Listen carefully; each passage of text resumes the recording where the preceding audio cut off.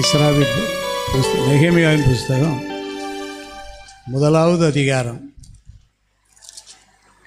நெகேமியா 1வது அதிகாரம் 9வது வசனம்.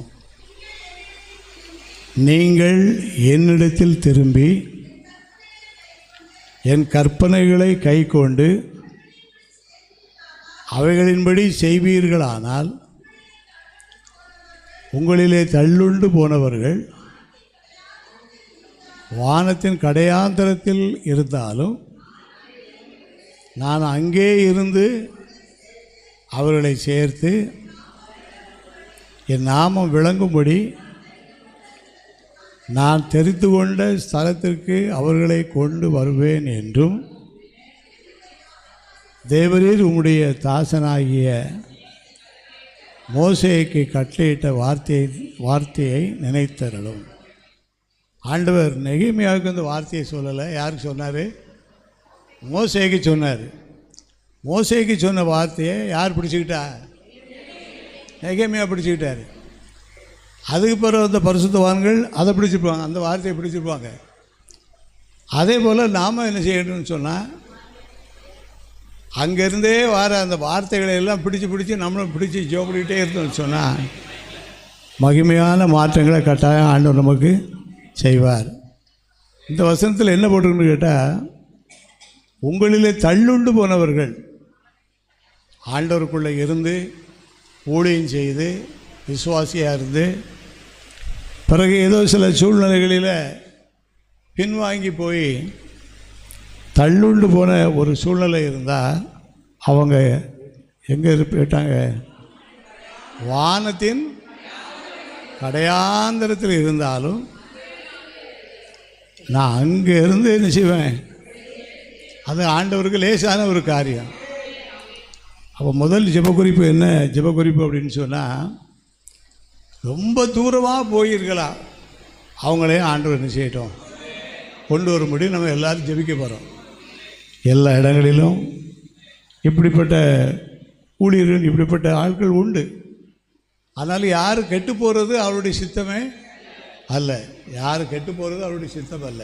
எல்லாரும் ரட்சிக்கப்படவும் சத்தியத்தை அறிகிற அறிவை அடையவும் அவர் சித்தமுள்ளவராக இருக்கிறார். ஒரு 4-5 குறிப்புக்கு நல்லா ஜெபிக்க போகிறோம். எப்படி ஜெபிக்க போகிறோம்? என்ன நல்லா ஜெபிக்க போகிறோன்னா என்ன அர்த்தம்?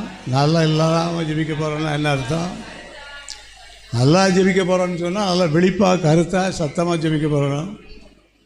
நல்லா இல்லாமல் ஜெபிக்க போகிறோம் அப்படின்னு சொன்னால் உரையினு ஜெபிக்க போகிறோன்னு அர்த்தம்.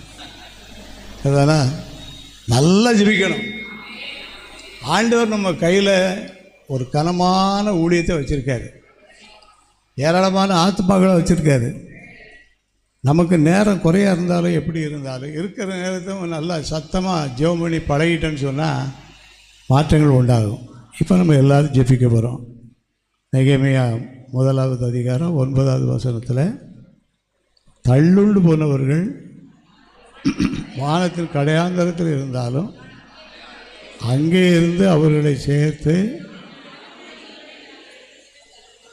கொண்டு வருவேன் என்று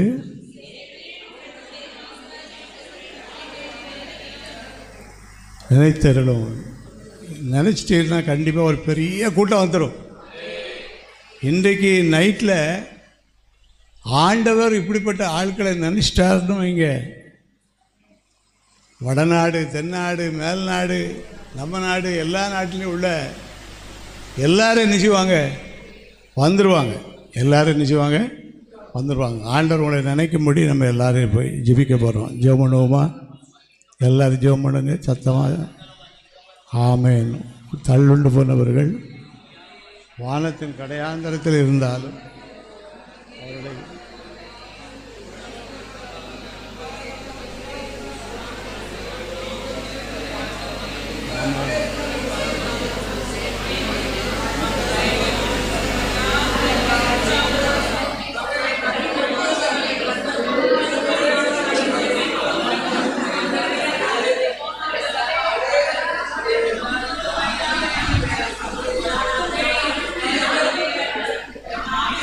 வானத்தின் கடையாந்தரத்தில் இருந்தாலும்